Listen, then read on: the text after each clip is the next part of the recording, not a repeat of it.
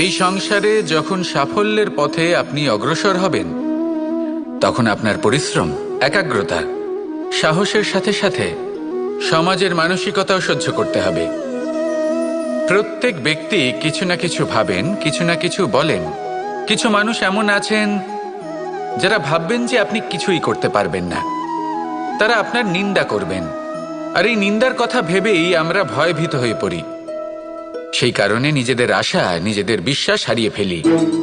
এবার যদি সেই নিন্দার ভয়ে আমরা লক্ষ্যচ্যুত হই, তাহলে সেটা অনুচিত। সেই জন্য জীবনে শুধু পরিশ্রম করতে থাকুন, সামনে এগোতে থাকুন। যেই দিন আপনি আপনার লক্ষ্য লাভ করবেন, সেই প্রত্যেক ব্যক্তি যারা নিন্দা করছিলেন তাদের দৃষ্টি আপনা থেকেই পাল্টে যাবে, ঠিক কিনা? এই সংসারকে যা প্রাণ চায় তাই বলতে দিন। যদি আপনি কারোর কথা